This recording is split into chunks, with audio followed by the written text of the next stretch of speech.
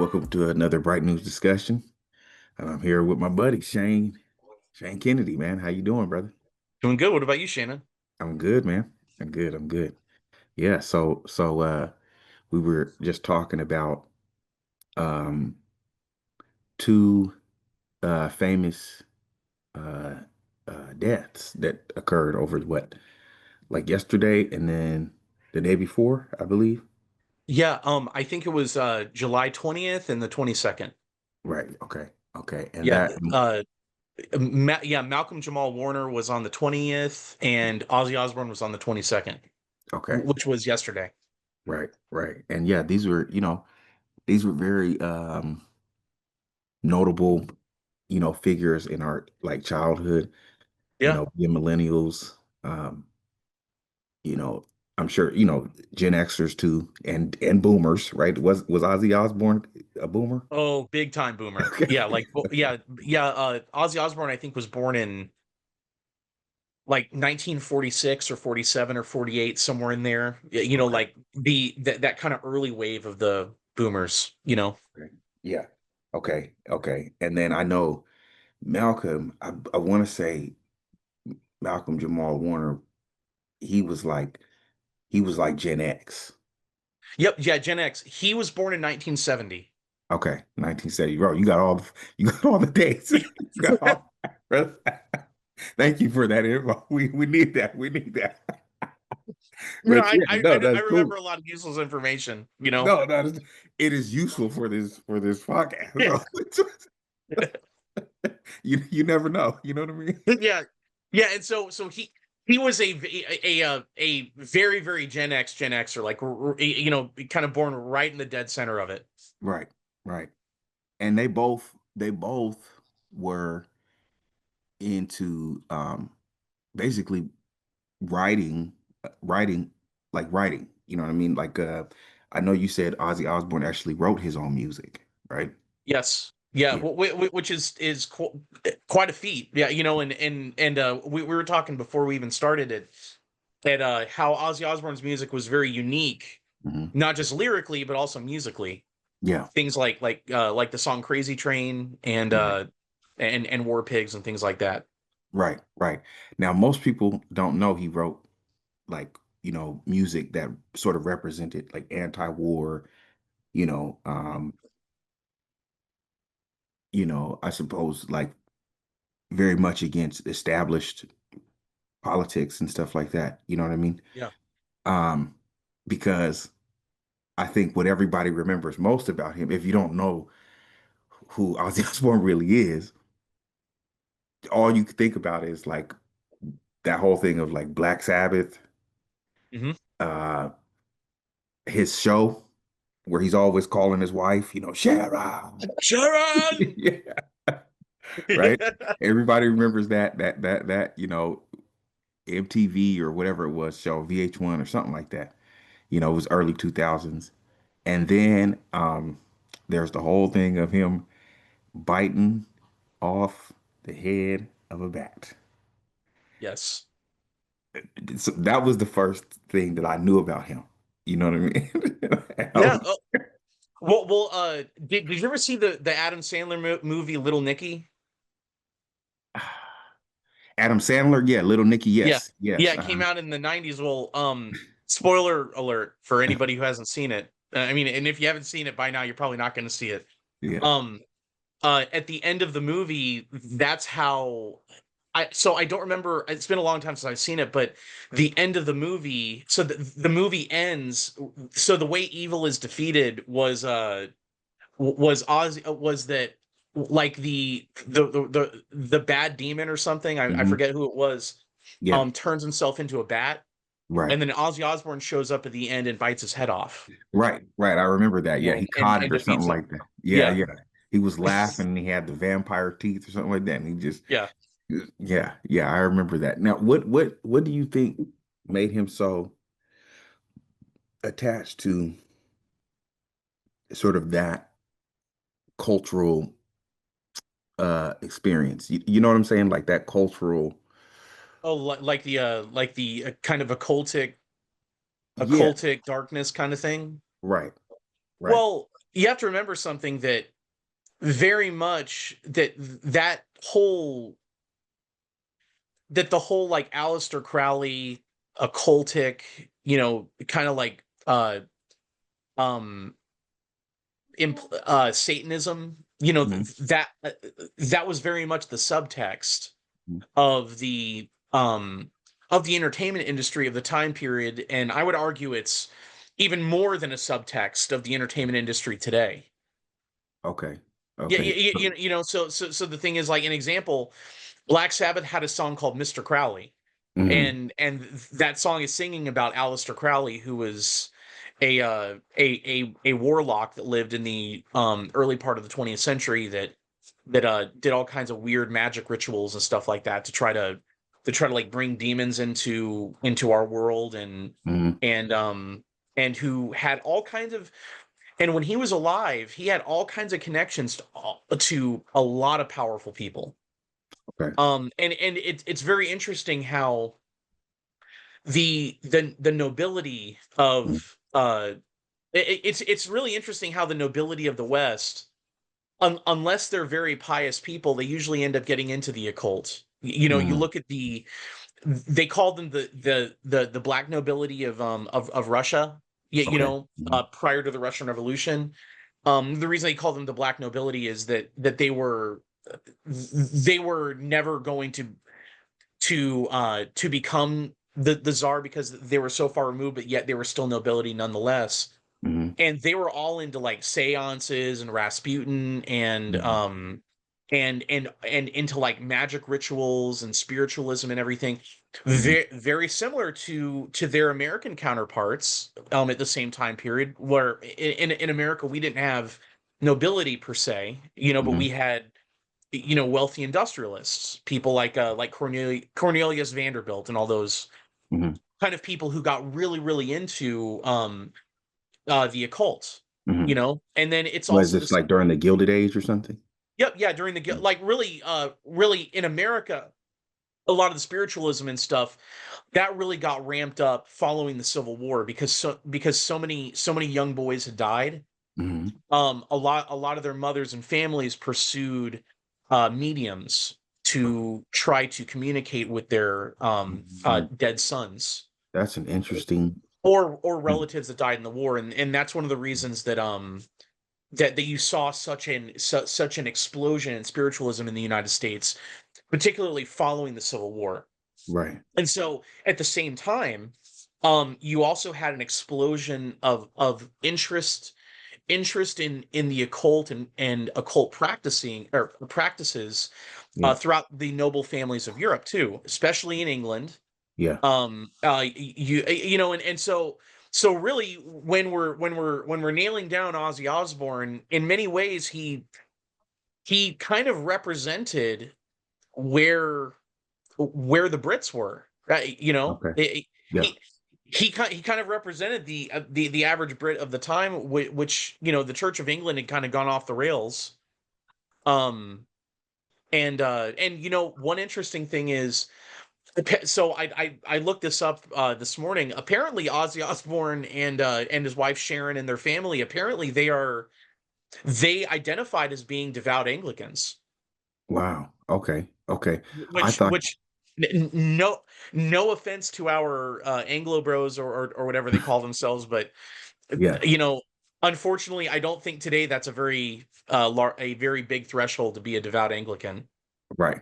So we were talking about Ozzy Osbourne and his musical preference, or his cultural style preference, or whatever, Hmm. that was you were saying was really rooted in um the occult and seance practices of sort of what the end of the 19th century.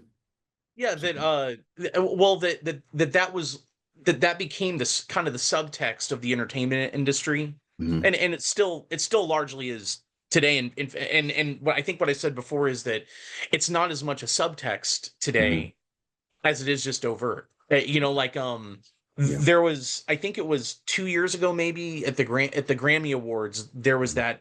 that big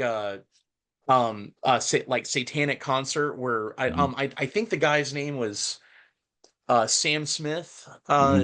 if I remember right, and he was dressed up as the devil, and the whole Okay. stage looked like hell, and they were all prancing and dancing around and stuff. Yeah. Hmm. And and and a lot, and there was a big cultural reaction to it among Christians. A lot of Christians were like, "This is satanic. This is evil." Right. And the people in Hollywood were like, "What? There's no problem with this." You Right. know, It's like, entertainment. yeah, yeah. Oh, Yeah. this is just entertainment. Yeah. Yeah. You know, and so the thing is, like, back in the 70s and stuff and 60s and prior to that, what the entertainment industry, they had to be a lot more careful, and there had to be a lot more subtext, Hmm. or they had to keep the occultic kind of stuff a little bit more repressed. Yeah. You Yeah. know, but then what ended up happening, and people can Google Laurel Canyon and Google all the crazy stuff that happened in Hollywood. Hmm. The demonic type, the occult, Hmm. uh the directly occult things and occult adjacent things that were going on in Hollywood, that really began to kind of sprout. The seeds have been sown many decades before, but they really started to sprout in the 60s and 70s. Okay. And then really grow into maturity, and that's kind of what we're in now, which Right. fortunately a lot of those uh a lot of what grew into maturity now is kind of decaying, Right. because Yeah. nobody likes it. Right. Right. Well, just, I mean, even, you think about the number of people that actually say they listen to rock anymore. I'm Yeah, hard pressed to know anybody who listens to any rock music, anything new. You know what I mean? It's yeah. all like, oh, I remember when this came out. Like, you had the metal, the gothic people and everything in school. You had all those, the grunge people. And we had here in Seattle, we had a rock scene too. That's where grunge was born, I think, isn't Yeah, it? yeah, I Seattle. think, yeah, I Yeah. think, I think grunge was born here. Yeah, but now taking that, turning that to something like, what Malcolm Jamal Warner's, you know, a lot of the characters he played, or in entertainment and everything. He started out, of course, with the Cosby Show. Hmm. As a, I don't even think he initially was a teenager. I think he was like a preteen or something like that, and he kind of, you Okay. see them kind of growing up in the Huxtable home and everything. And he was surrounded primarily by he had nothing but sisters, I think, in the show. He had nothing but sisters. And then he had Cosby, the dad, who was I believe he was a pediatrician or something like that. Yep. And then the mother, Claire, that was her name. Yep. Claire Clear. Yep. Huxtable. She was a high profile lawyer, or Hmm. attorney or something like that. You know what I mean? And so going from, because, and I think that show started what, in the 80s, right? That late 80s. Yep. Yeah. And the children were all going off to college, and then there was Right. a spin-off, right? Yep. A A different a different, different world. yep, a different Yeah. world. Yep. Yep. Yep. Great show too. I used to like that show. Yeah. Um, but you know, I guess what I'm trying to get at is, you had talked about this idea of um American,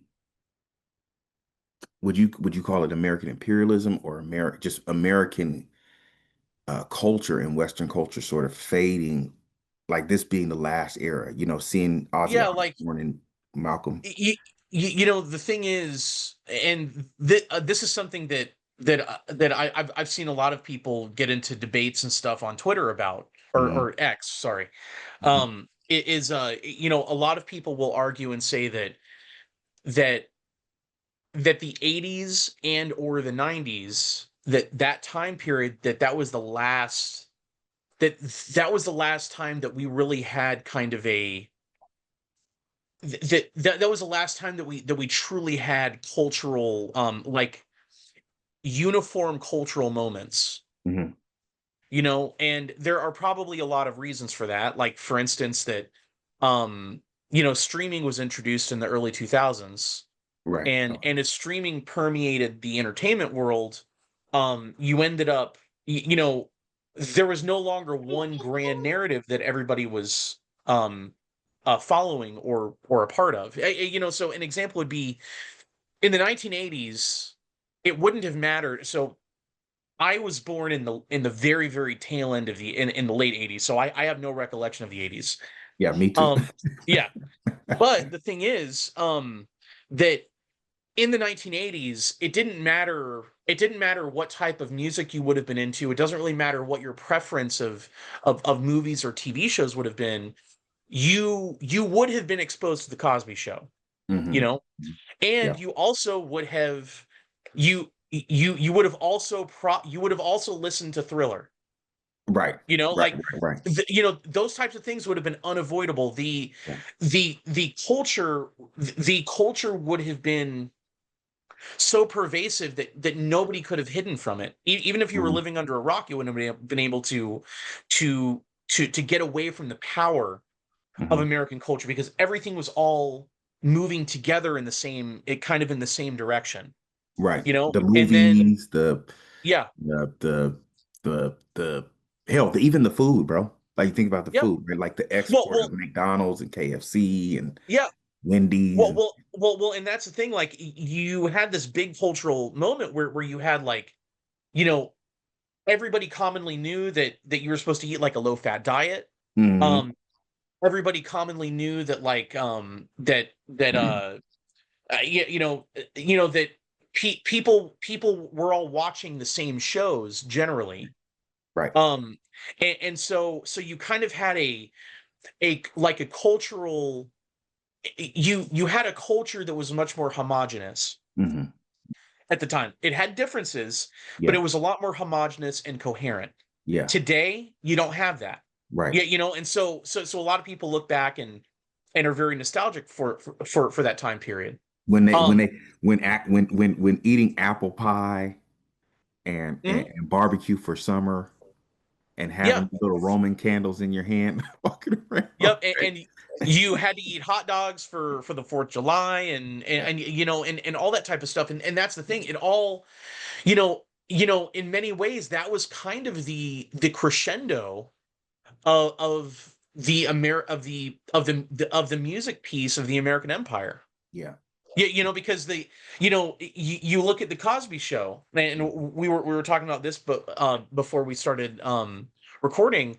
that the Cosby Show represents kind of the pinnacle of the American ideal, where both parents are working. Yeah, Right. like the mother who is um a who has embraced and integrated feminism into her life Yeah. and into the life of Yeah. the family. Yeah. Most definitely. She's out Yeah. working, and Yeah. the father's out working, and the two of them are out there. The two of them are like roommates, that they're like roommates that have different organs down there, Right. that are having a great time and conquering the world. Right. And like and producing children and stuff, and they're getting ready to send their children off to universities, so Yeah. that their children can get programmed by the American system, Right. as to how to think, and then get plugged into different positions throughout the American Empire, around the world, Right. and around the country and everything. Right. And um and the thing is, that whole thing ended up breaking down. Hmm. So the thing is, back then, the cultural logic was that that the ideal that the Cosby Show was proposing made a lot of sense, because Right. for a lot of people, they'd be like, okay, I'm driving down this road, Yeah. and I can see that destination down on the other end.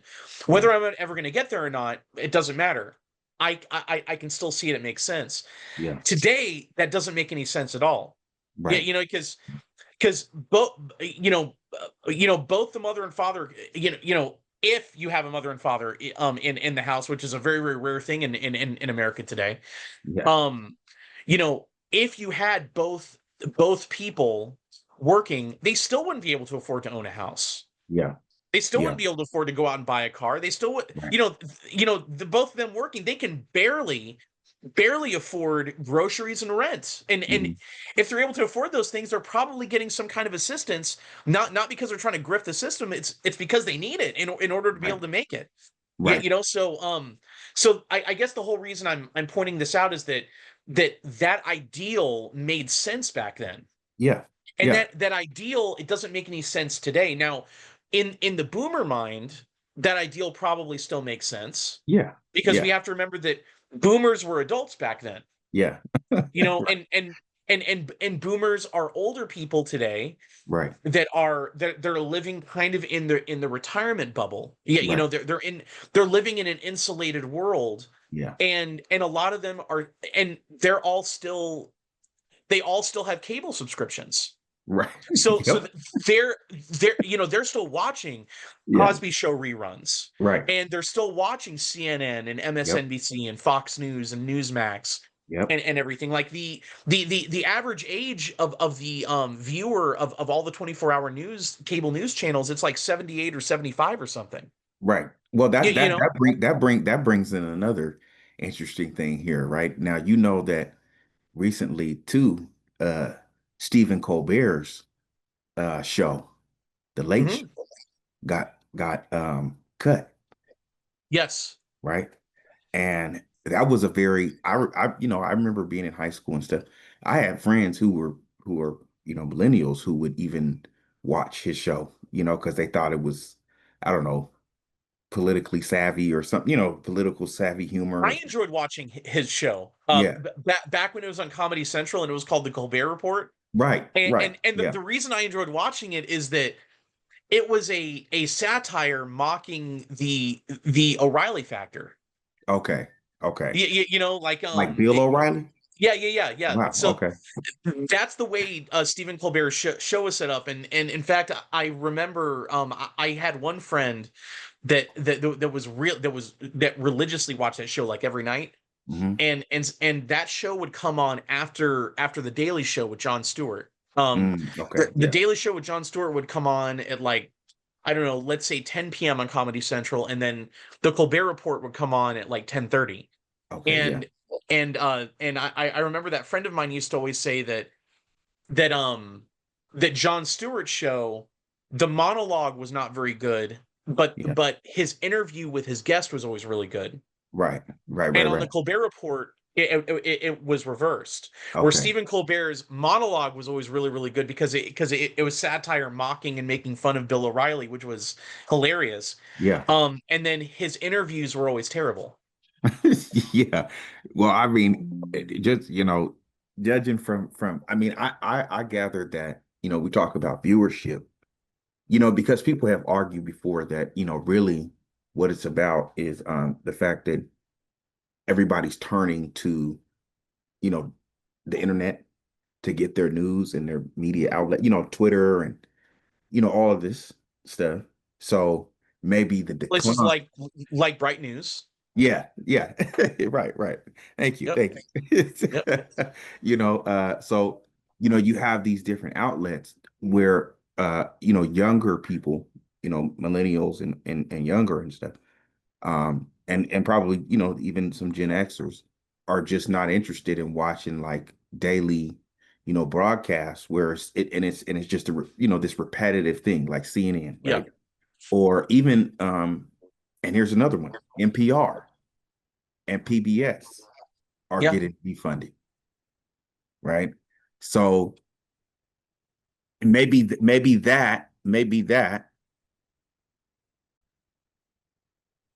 Okay, so yeah, things like CNN and NPR and PBS, they're all losing viewership, right?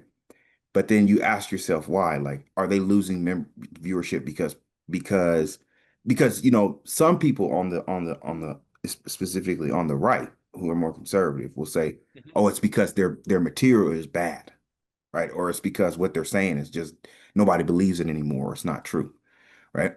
And I think there is a little bit of that, right? Maybe with people who are just a little more politically inclined, or people who have a little more interest in politics or if that's their career or something, you know. Mhm. But I also think that it's just the way people are getting information, right? They don't Yeah. want to sit down and watch like they don't want to flip through channels and watching cable, you know. They want to watch what they want to watch and they want to get to what they're looking for. And they don't want it to be too Yeah. long. You know, that's another thing. You know what I'm saying? So like even when we talk about like artists, this is another one. We talk about, you know, Ozzy Osbourne and Malcolm Jamal Warner, right? They were writers, right? Like so Osbourne was, you know, like you said, he wrote his own music. Malcolm Jamal Warner actually he was a poet. So he wrote, you know, I think like you know, what is it called? Like, you know, not to make fun or anything, but you know when people be snapping their fingers, Oh yeah, yeah, yeah, yeah. you know what I mean? Now, Yeah, didn't he also get into like into screenplays and yeah, directing and stuff too? yep, yeah, he did. I think I want to say he directed the other show that he was in, which actually was very popular at the time, and I think it was called oh, Malcolm and Eddie, and I Oh, think it was Malcolm Jamal Warner and Eddie Griffin, and they were oh wow. yeah, they ran like a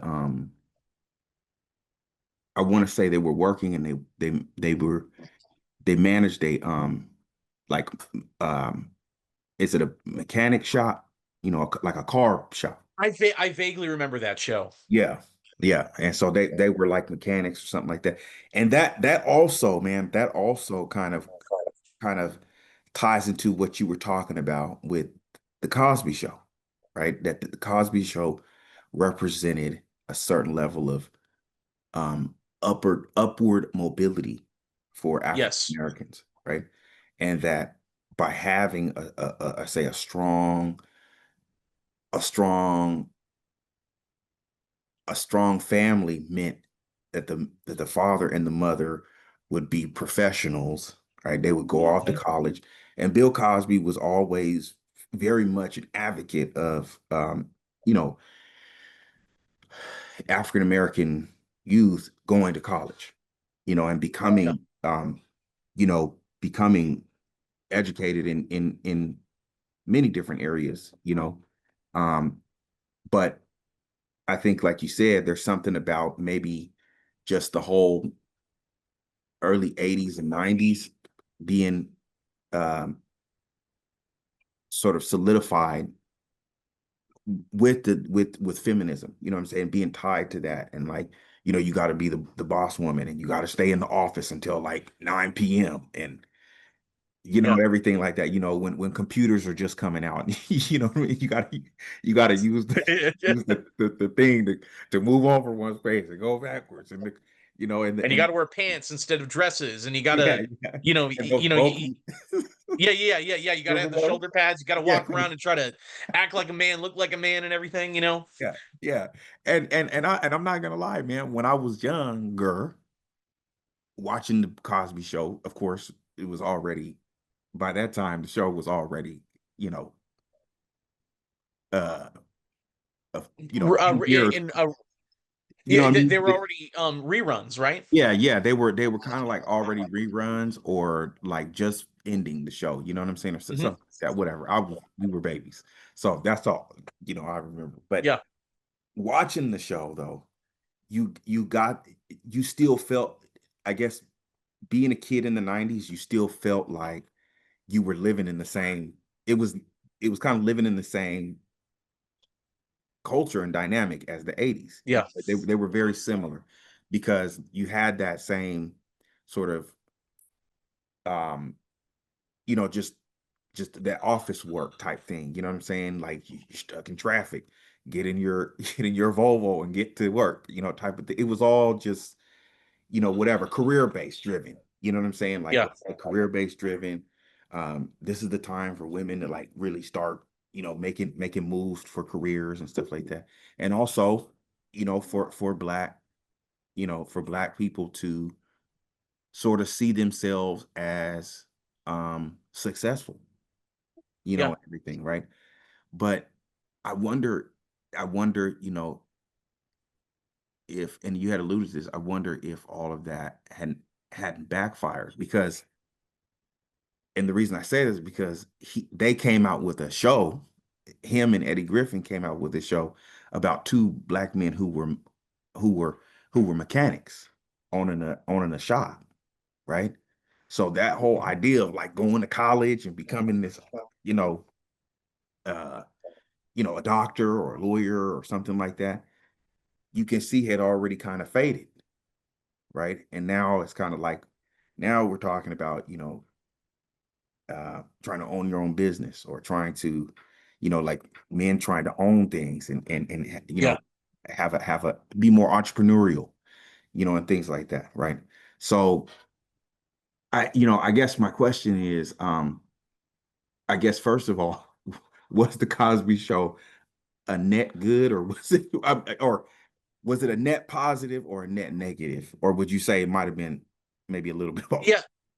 I think it's with a lot of things that it's good wrapped up in bad and bad wrapped up in good, where you have to really disentangle it, Hmm. and it's one, and it's also probably like an episode by episode thing Right. too. Yeah. Um, but at the end of the day, the Cosby Show, I think, is selling, is selling that idealized Hmm. version of the American ideal. Or Hmm. I'm sorry. Well, that was the most redundant thing I think I've ever said in my life. It was like it was the idealized version of the American dream. Okay. Something that stand-up comedian George Carlin used to say is they call it the American dream because you have to be asleep to believe it.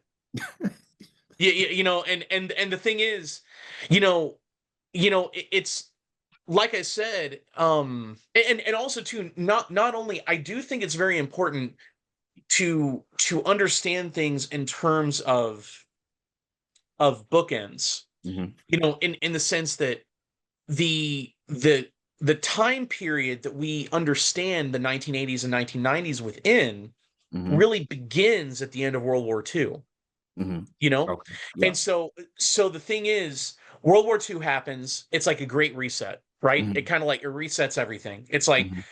the way we understood ourselves in relation to the rest of our community, the way that we understood ourselves in relation to ourselves internally, the way that we understood ourselves in relation to our families, it Hmm. all changed at the end of World War II. And I think that's something that it's easy to downplay that, but we can't downplay it anymore, because if we want to be able to really understand how we got here and Hmm. what happened during the 20th century, we have to be able to disentangle our emotional knee-jerk reaction to say, no, everything was normal after World War II ended. Hmm. Hmm. And so my point in saying this is that, so following World War II, you had the excitement of kind of building a new world, Hmm.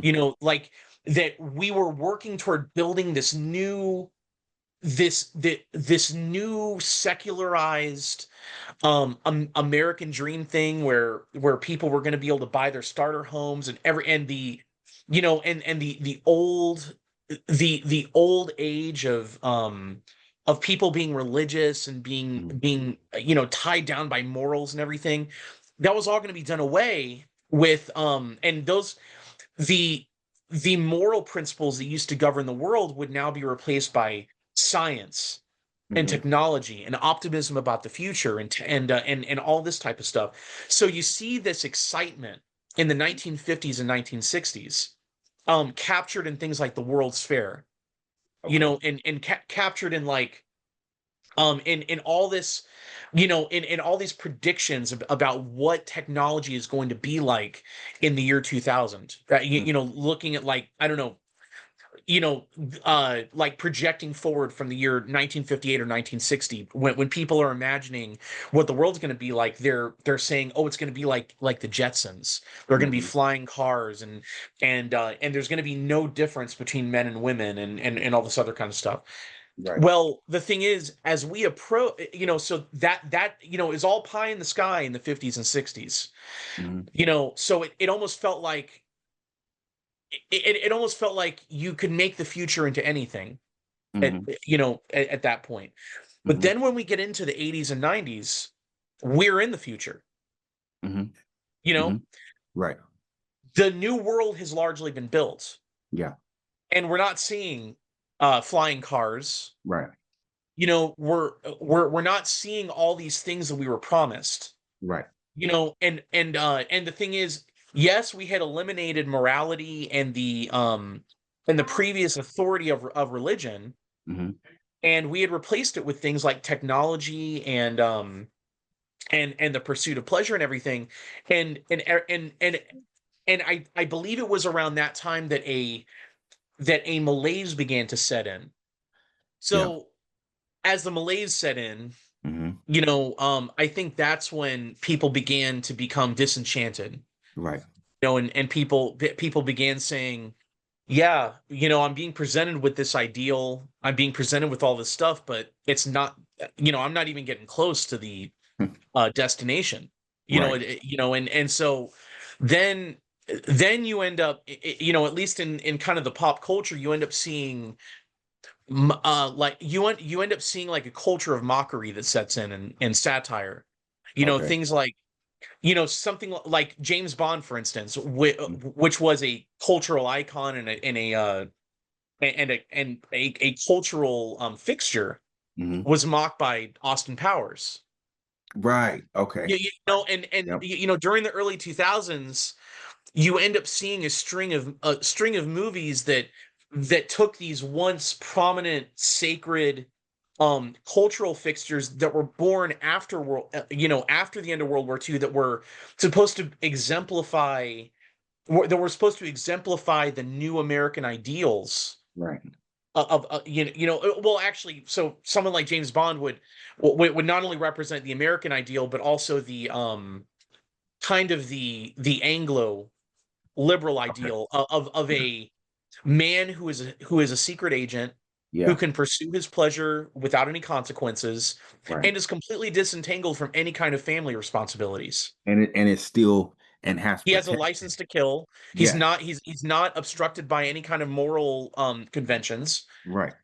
Yeah, so Well, so then, so but and, the, and he also had the image of sort of this,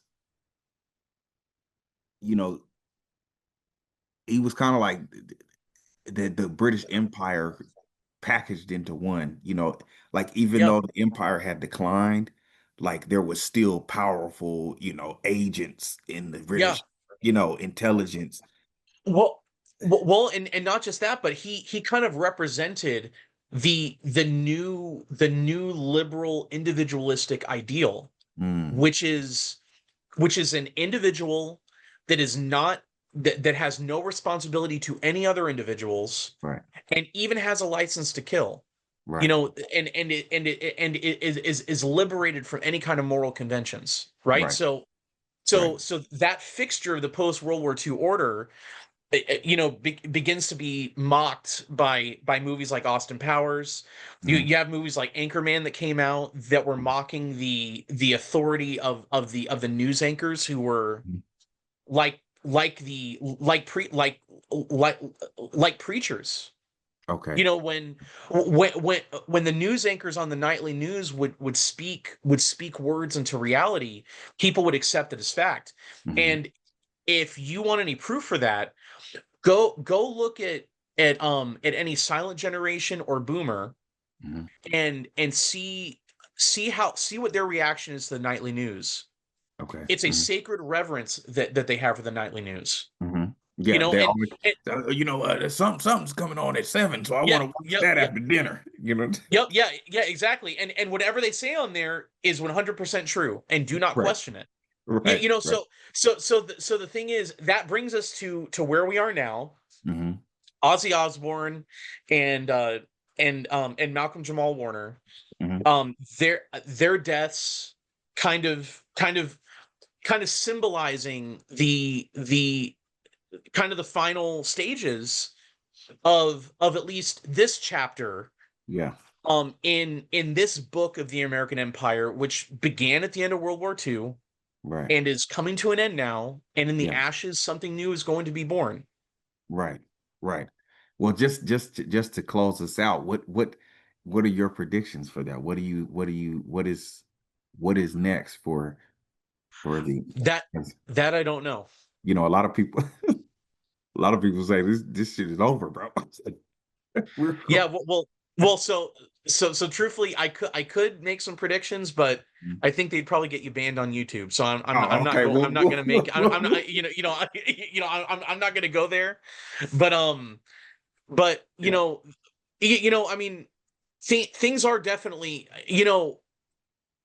in many ways culturally, Hmm. as different as things were, especially in the 60s when the sexual revolution began and drug use was mainlined and all that kind of stuff.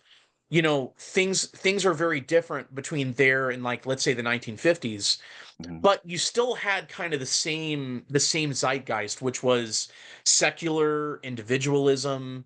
Hmm. The power is more important than morals. Hmm. um so you're still operating within the same framework, so Hmm. you could at least understand the same cultural operating system Hmm. was what was it had been installed Hmm. from the end of World War II, 50s, 60s, 70s, 80s, 90s. And Hmm. now the program's been corrupted, you know? Right. And Yeah. I'm not talking in like a degeneracy type of way. I mean, yes, things are very degenerate now, but Yeah. I'm talking like that the program is so corrupted it can't continue. So Hmm. something new is going to take its place. And what I want to say is this, is that um the America that will exist in, let's say, 15 or 20 years, this is my prediction, Hmm. is going to be almost unrecognizable to the America that existed like 10 years ago. Hmm. In the same way that, like, pre World War II America, like, let's say, America in 1925 was radically different from America in 1955. Hmm. Almost unrecognizable. It would be similar to the America of 1875 would have been almost completely unrecognizable to the America of, like, 1855. Mm-hmm. Hmm. You know? So you think that there's just going to be like, well, okay, you said you don't want to say what you really think, but maybe we could say it's just going to look very different. Yeah, that the times are changing, Yeah. and things are, and it's going to look and feel completely different, and that is where I think it is very important for anybody watching this. If you've made it this far with us, then I think it's very important for you to be very active in, especially over the next 10 years, because this is the time when everything is kind of up for grabs and things are Mhm. changing. When you So say active though, what do you? if you are Yeah. passive, Mhm. then other people are going to get their values encoded into the next operating system of Mhm. the American Empire, or But you, of the American Republic. that's interesting that you say that because that's something that has, I think, uh, been a concern for a lot of people, say on the left, who are, anti procreation. You know what I'm Yeah, saying? Like they don't, the people that don't want to have kids or whatever, right? But see, what's happening is they're affected by that because they're not having kids.